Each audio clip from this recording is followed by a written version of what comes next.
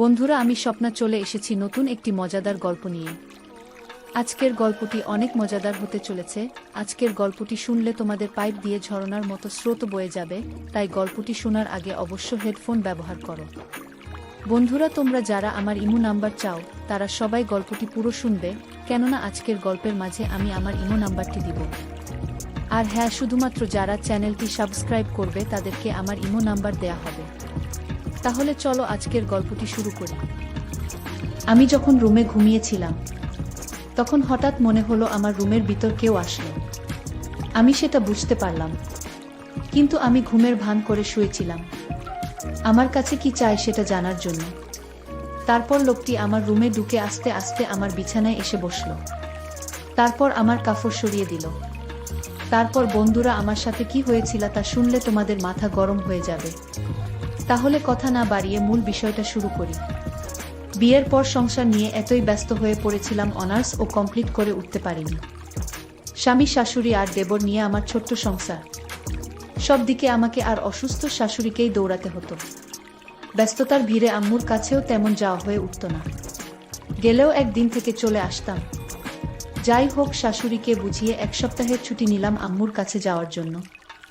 জানি আমার শাশুড়ির এক একদিন খুব কষ্ট হবে, কিন্তু আম্মুর কাছে যাওয়ার জন্য মন এত টানছিল, তাই 7 দিনের জন্য যাওয়ার সিদ্ধান্ত নিয়ে নিলাম। মা, যাচ্ছ বেশ, কিন্তু 7 দিনের বেশি থেকো না মা। আমি মা বলতে হবে না আমাকে, আমিও বুঝি সব, কিন্তু আম্মুর ওখানে যেতে এত বেশি মন টানছে, এর আগে এতটা মন টানেনি। উনি মাথায় হাত বুলিয়ে বিদায় দিলেন আর বললেন যেন সাবধানে যাই। সজীব আমাকে ট্রেনে উঠায় দিল। আমার শ্বশুর বাড়ি থেকে মায়ের বাড়ি অনেক দূর, প্রায় 64 কিলোমিটারের দূরত্ব। ট্রেনে উঠার পর নানান রকম কুডাক ডাকছিল মনে। কেন জানি মনে হচ্ছিল আমার সামনে ঘোর বিপদ। কি সব আজেবাজে চিন্তা মাথায় আসছিল।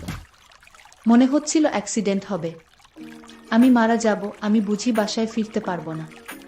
কখন এসব হাবিজাবি ভাবতে ভাবতে যেন ঘুমিয়ে পড়েছি। গাড়ি ব্রেক কষায় ঘুম ভাঙল। আমাদের এলাকার কাছাকাছি চলে এসেছি। পরের স্টেশনে নেমে যাব। এক নজর চারদিক তাকিয়ে দেখছিলাম। আমার ছেলেবেলার কথা খুব মনে পড়ছিল, যখন এখান দিয়ে আম্মুর হাত ধরে আসা যাওয়া করতাম। বাড়িতে আমার আম্মু আর 14 বছর বয়সী এক ছোট বোন আছে। অনেক দিন পর আসছি। প্রতিবার আসার সময় অন্যরকম আনন্দ লাগে, কিন্তু এবার কেমন জানি লাগছে। কিছুই ভাল লাগছে না, সব কিছু অসহ্য লাগছে। চিন্তায় ভাটা পড়ল। ট্রেন থেকে নামার সময় হয়েছে। ট্রলি এক হাতে আর অন্য হাতে সাইড ব্যাগ নিয়ে হাঁটা শুরু করলাম অটো স্ট্যান্ডের দিকে। অটোতে উঠলাম। গন্তব্যস্থানের কথা বলতেই লোকটা কেমন চমকে উঠল। অটোওয়ালা আপা, সন্ধ্যা নেমে আসছে, তার উপর আপনি একা। ওই এলাকা এখন খুব বিপজ্জনক। এখন ওই এলাকায় ঢুকলে আমার ফিরতে রাত হয়ে যাবে। আমি ওই এলাকার ভেতর ঢুকবো না। ওই এলাকার আগেই আপনাকে নামিয়ে দেব। আমি কি সব আবোলতাবোল বলছেন? কিসের বিপদ? ওই, আমি তো এরকম কিছুই শুনিনি। আমার আম্মু তো ফোনে আমায় এমন কিছু বলেনি। আপনার মাথা ঠিক আছে তো? অটোওয়ালা বলল, আপনাকে কেন বলছি গেলেই জানবেন। ওই এলাকায় খারাপ ফুলাইপান আছে। সন্ধ্যার পর পথে যাকেই পায় তাকেই ধরে নিয়ে যায়। তাই এখানে কেউ রাতে ঘর থেকে বের হয় না। অত কিছু বুঝি না, লাখ টাকা দিলেও এলাকায় যাব না। অনেক রাত হয়ে যাবে, সন্ধ্যার আগে ফিরতে হলে আপনাকে মাঝপথেই নামতে হবে। এদিক ওদিক তাকিয়ে দেখি আর কোনো অটো নেই, কোনো রিকশাও নেই। সন্ধ্যা হতেও প্রায় ঘন্টাখানেক বাকি।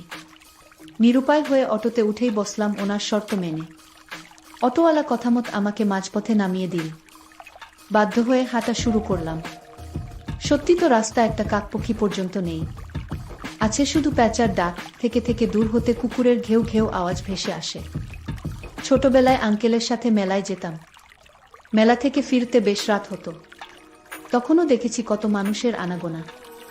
এরকম নীরব কখনো দেখিনি। সত্যি মনে হচ্ছে কোনো পরিত্যক্ত এলাকায় ঢুকে পড়েছি। এ এলাকায় যে মানুষ বসবাস করে তা বোঝার উপায় নেই। অনেকক্ষণ ধরে হেঁটে ক্লান্ত হয়ে পড়েছি, কিন্তু লোকটার কথাই ঠিক, এই এলাকার কেউ বের হয় না। কুছ তো গাড়বার হ্যায়। কিন্তু আম্মু আমায় কিছুই বলেনি এ ব্যাপারে। এমনকি আম্মু জানে আমি আসব। ফিরতে দেরি হচ্ছে, কিন্তু আম্মু তো টেনশন করছেন। মাঝে একবার ফোন দিয়েছিল, শুধু বলছে যেন সাবধানে আসি। এটা তো স্বাভাবিক একটা কথা। আগে স্কুলে থাকতে কোচিং থেকে ফিরতে একটু দেরি হলেই আম্মু এগিয়ে নিতে চলে আসতো। কত টেনশন করত, সব কিছুই অদ্ভুত লাগছিল। হঠাৎ মনে হলো সামনে দিয়ে কেউ দৌড় দিল আর বল, রাক্ষস রাক্ষস। আমি ফোনের আলো তার দিকে তাক করে বললাম, আমি রাক্ষস না ভাই, দাঁড়ান, ভয়ের কিছু নেই। লোকটা বেশ স্বস্তি পেল। ফোনের আলোতে দেখে মনে হলো 20 বছরের বয়সী এক ছেলে। আমিস, কি ব্যাপার ভাই, তুমি এত রাতে বাইরে কেন? তুমি করেই বললাম বয়সে ছোট হবে তাই। ছেলেটি বলল, আপু আমারও সেম প্রশ্ন, আপনি একা এই রাতে, তাছাড়া চারদিকে ঘুটঘুটে অন্ধকার। আমিস আর বইল না, ঢাকা থেকে ফিরছিলাম, এমনি জ্যামে আটকা পড়ছিলাম, তবুও দেরি হতো না যদি পুরো পথ অটোতে আসতে পারতাম। হাঁটতে হাঁটতে রাত। ছেলেটি বলল, আপু আমার নাম শহীদ, আমি বরিশালে থাকি, একটা সরকারি কলেজে ইন্টারে পড়ি, যে হোস্টেলে থাকি। ওখানে একটা মার্ডার হয়েছে, তাই বাধ্য হয়ে বিকেলেই রওনা হই। জানি বাসায় ফিরতে অনেক রাত হবে, তাই এক আত্মীয়ের বাসায় যাই, কিন্তু তারা থাকতে দিতে আপত্তি জানায়, তাই বাধ্য হয়েই হাঁটতে শুরু করি। আপনাকে আরও আগেই দেখেছি পেছন থেকে, কিন্তু ভয় করছিল যে আপনিই সেই বাজে কিছু কিনা। আমি বললাম, আমি বুঝছি না, একই কথা। অটোওয়ালাও বল, কাহিনী কি সত্যি? শহীদ বল, হ্যাঁ আপু সত্যি, আমার খুব ভয় করছে। গায়ের পশম দাঁড়িয়ে আছে। ফোনের হালকা আলোয় তার কপালের বিন্দু বিন্দু ঘাম আমাকে ভাবিয়ে তোলে। আমিস, ভয় পেও না ভাই, মনে সাহস রাখ। শহীদ বলল, আপু কিছু মনে করবেন না, আমি আপনার ছোট ভাইয়ের মতো, আমি আপনার সাথে যাই, আমার খুব ভয় করছে। আমি বললাম, ঠিক আছে চলো, কিন্তু আমার মনে কেন জানি ভয় লাগছিল না। অন্ধকারে নীরব রাস্তায় পাতার আওয়াজও খুব ভয়ঙ্কর লাগছিল, নিজেদের নিঃশ্বাসের শব্দ শোনা যাচ্ছিল। হাঁটতে হাঁটতে আমি প্রশ্ন করলাম, আমিস ভাই তুমি কোনো গ্রামে যাবে? শহীদ উত্তরে যে গ্রামের নাম বলেছিল সেই গ্রাম আমাদের গ্রামের পরের গ্রাম। শহীদ বলল, আপু আপনি বাড়ি চলে গেলে তো আমি একা হয়ে যাব, তখন খুব ভয় করবে আমার, আমি তো ভয়েই মরে যাব। আমিস, আচ্ছা তুমি আমার বাসায় থেকে কেমন? আর ভয় পেও না। হঠাৎ মনে হলো আমাদের দুজনের সাথে আরও কেউ হাঁটছে, এদিকে ফোনও অফ হয়ে গেল। এখন অন্ধকারে হাঁটবো কি করে? ফোনে তো মাত্রই দেখলাম 50% চার্জ, এখন তো বন্ধ হবার কথা না। শহীদ বলল, আপু আমার খুব ভয় করছে, আমার কাছে কোনো মোবাইলও নাই, এখন কি হবে আপু? আমিস, মনে সাহস রাখ ভাই, কিছুই হবে না, আর 10 মিনিট হাঁটলেই আমাদের বাড়ি। অন্ধ মানুষের মতো ঠিকই আমি রাস্তা চিনিয়ে নিয়ে যেতে পারব তোমায়, আল্লাহকে স্মরণ করো। শহীদ, আপু আপনার কি মনে হচ্ছে না এখানে তৃতীয় কোনো ব্যক্তি আছে? আমিস, কই না তো, তোমার মনের ভুল। সত্যি বলতে আমিও কারো উপস্থিতি টের পাচ্ছিলাম আমাদের পেছনে কেউ হাঁটছে। আমি হাঁটার গতি বাড়িয়ে দিলাম। হঠাৎ মনে হলো সামনে চুল লম্বা কেউ এসে পড়ল। আমি জ্ঞান হারিয়ে ফেললাম। জ্ঞান ফেরার পর নিজেকে ঘরে আবিষ্কার করলাম, সামনে আম্মু আর ছোট বোন। ঘড়ির দিকে তাকিয়ে দেখি রাত 12টা বাজে। আম্মু, এই উঠতে হবে না, তোর ফিরতে দেরি দেখে তৃষা তোকে এগিয়ে আনতে যায়, গিয়ে দেখে তুই অজ্ঞান হয়ে আছিস। আমিস, ও এই রাতে বের হলো আর তুমি বের হতে দিলে? তার উপর কিছু বাজে ছেলে নাকি এসেছে এলাকায়, আর আমাকে তো তুমি বিয়ের আগে দিনেও কোথাও একা ছাড়তে না। আম্মু, এখনো তোর সেই পাল্লা দেওয়া অভ্যাস গেল না পাগলি? আমার বোনের দিকে তাকিয়ে দেখি ওর মুখে এক ঝলক হাসি। হঠাৎ শহীদের কথা মনে পড়ে প্রাণটা চমকে উঠল। আমিস, হ্যাঁ রে তৃষা, তুই কি আমাকেই শুধু পেয়েছিস, সাথে আর কাউকে দেখিসনি? তৃষা বলল, কই না তো, শুধু তুমিই ছিলে। পুরা রাস্তা খালি ছিল, কাকপক্ষীও ছিল না। আমার বুকের ভেতরটা কেমন চমকে উঠেছিল। ছেলেটা তাহলে ওই কারো শিকার হয়েছে। আর ঘুম আসছিল না। আম্মু আর তৃষা চলে গেল ওদের রুমে। আমার শুধু বারবার শহীদের কথাই মনে পড়ছিল। কান্না চলে আসলো চোখের কোণে। কাঁদতে কাঁদতে কখন যে ঘুমিয়ে পড়েছি টেরই পাইনি। মধ্যরাতে ঘুম ভাঙল। ঘরে কেমন একটা গন্ধে গা গুলিয়ে আসছিল। হঠাৎ কারো শব্দ শুনতে পেলাম ড্রয়িং রুম থেকে। এত রাতে আবার কে কি করছে ড্রয়িং রুমে? রাত এখন 2:30, শব্দটা ড্রয়িং রুম থেকে আসছে। আমার রুমের দরজায় বিয়ের আগে তারকাটা দিয়ে একটা ছিদ্র করে রেখেছিলাম, যাতে আমাকে দেখতে আসলে পাত্রকে এই ছিদ্র দিয়ে দেখতে পারি। সেই ছিদ্র দিয়ে উকি দিয়ে যা দেখলাম তা দেখার জন্য মোটেও প্রস্তুত ছিলাম না। আমার ছোট বোন আর শহীদকে দেখতে পেলাম ওই রুমে। আমি হঠাৎ না দেখার ভান করে শুয়ে পড়লাম। কিন্তু ও একটু সন্দেহ করেছে মনে হয়। মুখে আঁচল গুজে শুয়েছিলাম। দেখলাম ও আমার রুমে আসল আমাকে শুয়ে থাকতে দেখে চলে যাচ্ছিল। যাওয়ার পথে আরেকবার ফিরে তাকাল। আমি বুঝতে পারলাম আমি থাকাতে ওর অসুবিধা হচ্ছে। ও যদি টের পায় আমি ওর আসল রূপ জেনে গেছি তাহলে আমাকেও ছাড়বে না। আর এই ব্যাপার নিয়ে আমাকে ঘাটতে হবে। এ বাড়িতে থাকলে আমি চিন্তা করব আর ওর চোখে ধরা পড়ে যাব। তাই আগে বাড়ি থেকে বের হতে হবে। আর চিন্তা করতে লাগলাম, আজ শহীদ আর তৃষা ওই রুমে কি করে তা আমি হাতে নাতে ধরব। সারা রাত জেগে পার করে দিলাম। ভোরবেলায় আম্মু আর তৃষার কথা কাটাকাটিতে ঘুম ভাঙল। ওনারা উভয় আস্তে আস্তে কথা বলছিল যাতে আমি না শুনি, কিন্তু আমি আড়ি পেতে শুনে নিলাম। আম্মু, তোর এই নোংরা অভ্যাস কবে শেষ হবে? আমি শুধু তোকে হারানোর ভয়ে চুপ করে আছি। তুই জানিস আমি তোকে নিজের চেয়েও বেশি ভালোবাসি। খুব স্বাভাবিকভাবে আম্মুর সাথে কিছুক্ষণ সময় কাটালাম, নাস্তা করলাম। তারপর আম্মুকে বললাম একটু হোস্টেলে যাব, আমার রুমমেটদের সাথে দেখা করে আসি। আমার ফ্রেন্ডরা আছে ওখানে। বিয়ের পর ওদের কারো সাথেই দেখা হয়নি। আম্মু কিছু একটা ভেবে একটা দীর্ঘশ্বাস ফেলে বল, যাও। একটা সাইড ব্যাগে 2টা 3 পিস আর টুকটাক জিনিস নিয়ে বের হলাম হোস্টেলের উদ্দেশ্যে। বাসা থেকে বের হয়ে হাঁটতে থাকলাম। এক মনে নিচের দিকে তাকিয়ে হাঁটছিলাম। পেছন থেকে কেউ ঐশী ঐশী বলে ডাকছে শুনছিলাম, কিন্তু কেন জানি সাড়া দিচ্ছিলাম না। চিন্তায় যেন অন্য জগতে হারিয়ে গেছি। এবার খুব কাছ থেকেই ডাক শুনলাম। চিন্তায় ভাটা পড়ল।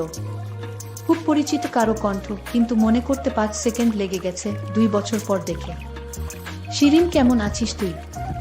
বিয়ে করে তো পর করে দিলি। তোর বর তোকে বিয়ে না করলে বুঝলি এতদিনে তোকে বউ করতাম। কিন্তু দেখ, তোর বর তোকে চিলের মতো ছো মেরে নিয়ে গেল।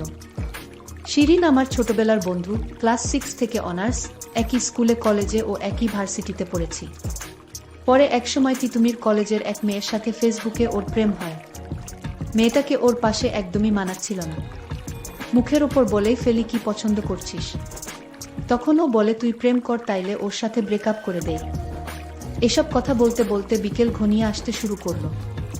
যাই হোক, আমি আবার সন্ধ্যায় বাড়িতে ফিরলাম। বাড়িতে ফিরে ভাবতে লাগলাম, শহীদ এত রাতে আমার বোনের রুমে আসলো কি করে। বিষয়টা আমার কাছে অদ্ভুত লাগছিল। আমি আজ ভাবলাম, আজ আমি তাদের রুমে দরকার হয় লুকিয়ে থাকব। তারপরও ওদের আসল রহস্যটা আমি জানব। কারণ গতকালের দৃশ্য দেখে আমার কিছুতেই ঘুম আসছিল না। আমি আগে থেকেই ছোট বোনের রুমে লুকিয়ে গেলাম, কিন্তু আজ রাত আমার বোন তৃষা রুমে আসলো না। আমি অবাক হলাম, তারা আজ কোথায় গেল। আমি ভাবলাম এবার আমি আমার রুমে যাইতো।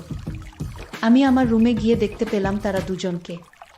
তার দুজনকে আমি আমার রুমে দেখতে পেয়ে আমার চোখ কপালে উঠে গেল। আমি ভাবলাম, ওরা দুজন যখন আমার রুমে আছে তাহলে আমি আজ বোনের রুমে গিয়ে শুয়ে পড়ি। আমি যখন ঘুমাতে গেলাম তখন আমি দরজাটা বন্ধ করেই ঘুমাতে গেলাম। আমি যখন ঘুমিয়ে পড়লাম, তারপর রাত 2টার দিকে ঘুমের ঘরে আওয়াজ পেলাম। সেই আওয়াজে আমার ঘুম ভেঙে গেল। আমি তখন আর ঘুমালাম না। আমি ঘুমের ভান করেই শুয়েছিলাম। দেখি হয় সেটা জানার জন্যই।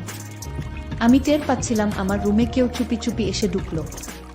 তারপর আমার বিছানায় বসলো। তারপর আমার কপড়টা সরিয়ে দিল। আমি চুপচাপ ছিলাম। তারপর আমি হঠাৎ ঘুমের ভান ছেড়ে লাফ দিয়ে বিছানা থেকে উঠে গেলাম।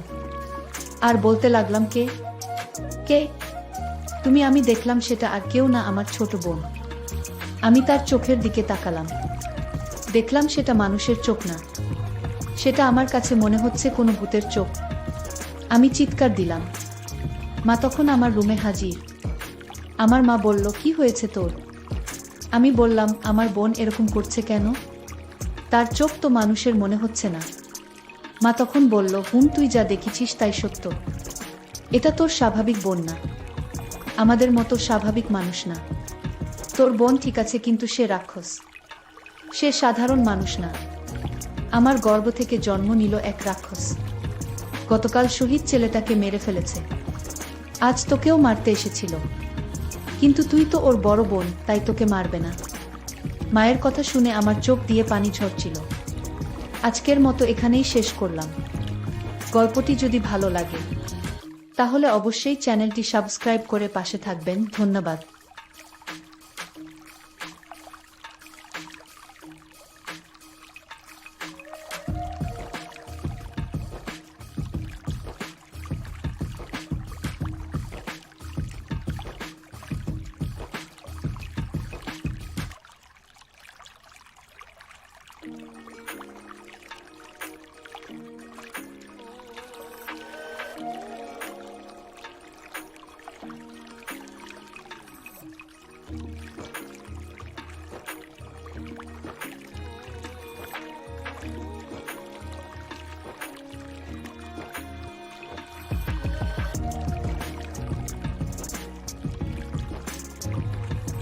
বন্ধুরা, আমি স্বপ্না কষ্ট করে তোমাদের জন্য ভিডিও বানাই, তাই তোমরা পুরো গল্পটি প্রথম থেকে শেষ অবধি দেখবে।